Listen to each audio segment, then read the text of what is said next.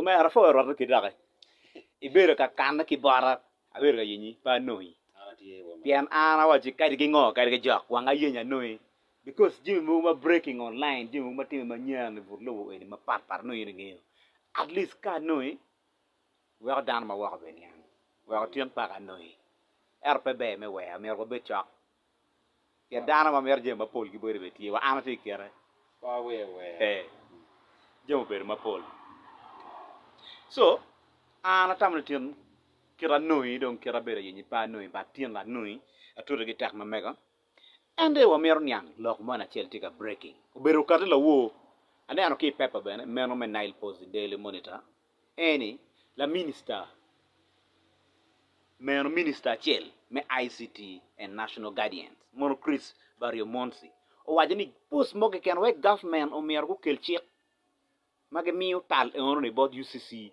menani any post mo e ken mangat mo o be posting in social media platform ma pat o mero ki monitoring and controlling.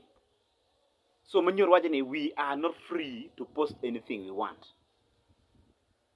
Kada mero posting about business a money ni o mero kong gov UCC kong go monitoring o kong and then they have control about the post. Ine gamo ningo ilok para det minister only. Mo ko metaphor jo mate kana mo kore at most cases dano gi lo cham kana mano pegelo buchia anyo ene ken jo mano mer ku be ka implementing chiek gena ge tor chiek article 19 of human rights mono 1995 constitutions wajani everyone is entitled to freedom of expression. But in most cases, anyang check my karmere meti yudana dagadi and check no actually check and to contrary to kirano ge yubukede. Because Kenyan mod our articles of human rights Article 19 of Human Rights, Mono 1995 Constitution, mark amending. Murni in machalo in Kini, itiki freedom, itiki freedom of expression. Metwaro itiki chame log mamiki, so long as pedi you down or in Kini law. By inciting violence. Of course, kapa any none of being Lachian, but itiki rights mamiki to express yourself. You have the freedom. Within you, you have your own freedom. Itiki chawo niki kini. Maito ati mokereke monge ken so long as pedi you wak mokene. Ingeka wa any freedom of expression. Pa wa any tuara yer ta. Ke yer melu nying armo ye. Indok no ibarbe balo. Kanga no chwalo mato anti very serious taking step. No, even if you're not serious. Kawaja ini mean. Any ke check no look at dear for look at me no dear for that is an insult. So kumberi machalo Uganda machalo wawai minister for Chris mirongeni jema timane wago yom I masters mamege his superiors mono machalo wagawachi chalo his party chairperson anyo machalo itika yomi mere I president mono president Museveni anyo tika yomo I work first family Nuti timo gena ni megwa milk card. Megwa chame doge. Milk card. Kape. Ti pene ti jamo kana pe yini karo kede. You need to consult Machalo government. Government has its lawyers. They have the team of lawyers. Mami no me consulting jamo kana ki before even going to media house media. Macha ka watini Machalo and minister of ICT ka chero radio.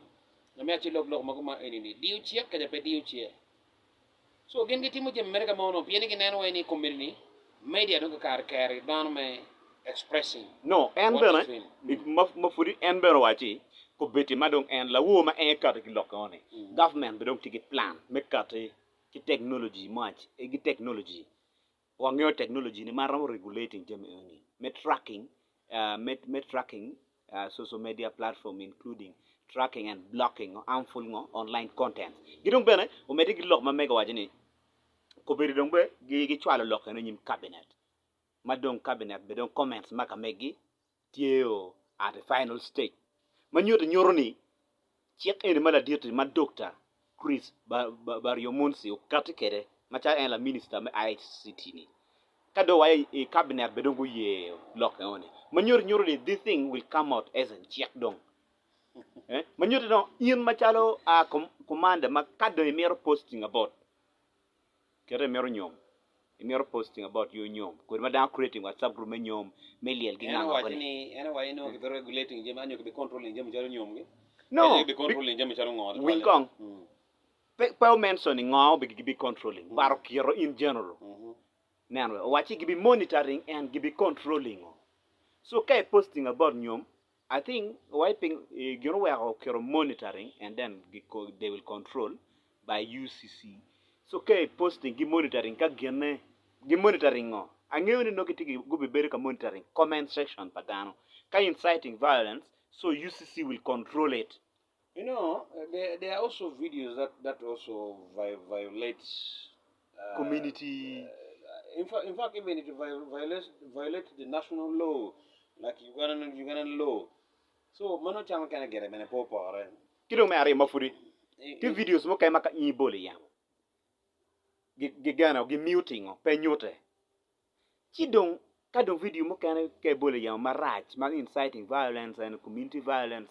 Muting chidok ngo ma joni gitiga kelo ne but there are also a team of guys who always misuse social media platforms but para choine ka inini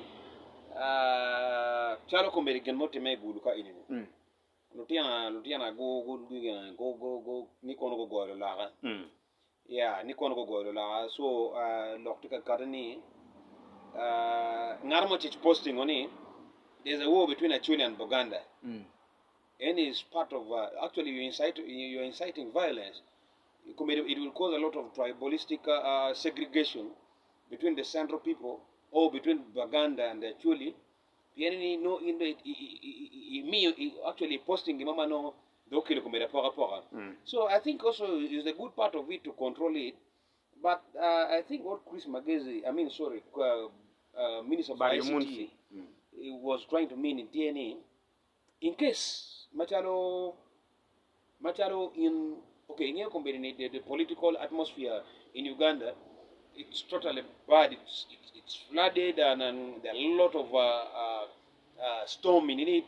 Mawero chamangeneka ini posting moge kan kenenweni unstabilizing government. So in order to stabilize the government, kitamani mi repedo ngi better posting moge kan kay ma ocheli rights moge tamani mi repedo bol and protest moge tamani mi repedo bol ke ma ochel ngar ma metika lo against the government kitamani mi repedo bol. Manyoto know they are going to control only those angles. Those are some of the things that actually those are things that they are going to control. Okay. Kiana Paul dan gi yada ken gi ka inini kenano tiano no mego mo cha ken no gi yada ki mon mo ken lu ji ani gi yada cho mo ken those things are not controlled because ginarwa ni pedi government those are some of the things we are controlling because tika ballo tiano mo when it comes to these things of since I've told you the political atmosphere it's flooded, there's a lot of storm in it, so getamani ke logo yin government anyo chao kenan stabilizing government wako government pe concentrating administrative work gicharka in yomelwen komjame in the state.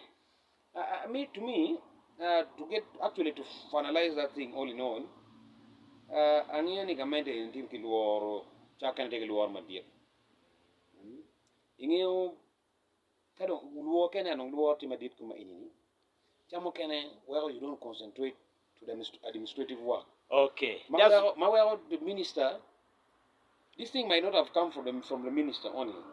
This thing might have come from maybe presidential advisors, maybe the ministers, the MPs who are in government, because the opposition MPs are always expressing the pain in them to the media. So I think okay. But parliament. Of course, they have to discuss it in the floor of the parliament. Come up here, parliament passing. Voters, the citizen has to see. Jo memo bolo kui, jo anga mage mete bolo kui. Me ye check NOT, check mate again citizens jo mo bolo kui. And those are the group of the members of the parliament. Mere peki duak the parliament because there's what we call freedom of expression. Even EU Article 10 of the EU laws. By the way, you have freedom of expression. Okay. Anyo chake no tika dio chiek me wilobo. Kawai chiek me wilobo mono pa United Nations. Okay. You know, I am a union and because of block only. Bianco de Yabu without me, check early, probably quite one multi community canyon. Or little be focusing on government thing. Where kai posting gimomara local government, and only give monitoring, get controlling. At least where government or making or administrative work. That is, but parang affecting meanwhile, no Latin while you make one magati choke. Ay chuka edni chuka be kan giti charle na kan me posting ya ka be welo dugo sky welo dugo eno ni kat ke mak chal mo pa me gimano giti lo ni chuka yo kay bolo e ono no pe dak yelo government so the thing is tika bien lo ka jumone bloggers gi activists mano giti ka kemike government matak within the line of the political lines. Yes. Now ene yabu widan mo be for la gino wer ana no an be no futika no party niang itam be ni. And look, la dit minister, Murme ICT, Dr. Chris Barrio Munsi, mo katigi look, any mergi monitoring and controlling any post mo can makari social media. Itam eno be beruchela duki, mo we be don government kuru chiero media, me chiero media ni media me pago o hosting, meno oppositions, kono MP, kono president, kono P Sina 5, I think radio. I think these guys are after Jomo Porqui. Penny Jomo Porqui is spitting my child at Maggie on. And my Murabaki war in a wanker. When you're now, I don't get booker. It haven't Anna Duki Palok pa la dit a Chris. Anywhere I don't come with the government, but don't kill we for me a chill about media houses. No, me are pego hosting opposition, but don't get defeating again. Ping the thing is, Ping of getting a chemical position can. Since I've told you this thing is just within the line of politics. Can anyone any hosting these opposition members? And more especially these people are after opposition members, not guys who have failed, not guys who did not make it to the parliament. When you're carrying your opposition, my car, me are bepeg hosting. Kitamani, yes, no, kidding a person who has been in the government. Kitamani make a lot, me are not peg hosting, you know. Then again, Jotana, going to be any government about me a backup, government law with the Kongi. That is what these people can do, but Anabironi, anyone the part of law. Anyone check man up do di dana dia bieni ki kom kramero jeme administration running kere administration cannot run on its own. Administration it's like a public place where things are done to make things positive to the other citizens or to the people. So ka indong be in cha di dano ki kuri check magamono ma inikero on ground man you jemen do ting pe won dano ni dan actually dana chilari money and you dog out money can not take a di jamo can hosting of these people on radio on media houses is good. These people will express their feelings out and they will say out the wrong things that it has been happening and they actually get you up and jemo ma radio mano merotime anyo jemo ma radio motime. History will always repeat itself. Muting. Okay. But there are any when you make in annual community near me bolo quick better pocket the war on bena machiak no payini. Penny check pa isi why any quick get bolini area him. Kayin better bolo quick, and you get better pocket channel. Kayan pa mego Betty among Genki a chain. Lera City. Remember, I can't away any and German on paper mentioning your many. Of course, away any. God don't pay a chair media house to addressing such kind of what might have transpired in the evening, in the voting eve, annual evening, actually the day before of voting day. Can't pay addressing those things. Those are things that will repeat itself, which is very bad. So, do you think? Look, any warning in my government me about media houses me are pego hosting position madong ila gini. From ke pare community magati ken gankan one more ken gankan because one jumo ken more ken gankan kapo na argument ki TV kapo winyo ne ki radio because we believe in radio ki gang baro kan matek because jumo ken gi pegi ker me wilo TV gangi. Piani radio mo kan ka eni iguru city time gitie gi political talk show ma at least gikelo position bene kene ma yabo be we down, you get it. No, but- So that's meaning obetim affecting one bene. in ngat man mapie hosting down on any media platform. You tell them these are rules and regulations that run this station or that run this media house. Or before we start, mapia wacha debate mwani. When these are things mami arbe yeah. Mami arbe tell type money pa mapenduzi gima lwa no chago thing I radio mana chelja. we need to be very professional. Wero ni walwenye ke dogwa mano pa yeah beda bekede. You debate. Debate is not about exchange of vulgar languages. Yet tingogi. Itiga dummy to actually to win the other person. No, chiek romo beru tie ya. Jena ame unian chiek be beru tie ka gikelo position ki ngara ti government. I radio talk show, political talk show. Chiek be beru tie ma in as a host di bi waje pod gi ni gene permit. Now, but ka any government warning media houses ni pego hosting position mo por. Pego poni umero I hosting chi mini rule and regulation. And that's where we fall the victim of the law breakers. But you cannot just actually zero it down to the opposition. They can the opposition may because you know the many opposition which are watching on my kitimo. Opposition which are way gamente anyo ke chwa ko NRM ko man one kiti you kuma in watching a man bubu wine gi anyo jomo kene kampala ko jama kiti no ke kwana kuigi gina kiti ki madung baloyo ata ngela chen ke announcing am pa Manyote one community e oberu ge pagani ma dir e kom chiek ene kan gi mogo. obol kui e berge pa because no ki failing twalo joma no joma megi mano they have decided for the majority have decided for gina ge berge pa because ngata magi rida no cherne mogo per charity mo jemma ma causing positive impact to the community. So Germany when get it mere because ba god no guchunge yo mano get it or check man Uganda itself and even in the international laws no benefit at or na macha the system has not to work like that. This is we call it dictoblunder if I may use the word of the English word of this guy of DP. So no chakene po por. Okay. Now, I loke me agiki kum loke ni. Loke pa Chris me kero loke ni. Umerge monitoring post gidong loke banning. Opposition make defeat again maybe in talk show. Loke me agiki I kum jamare on. I think these people should always do what is called induction.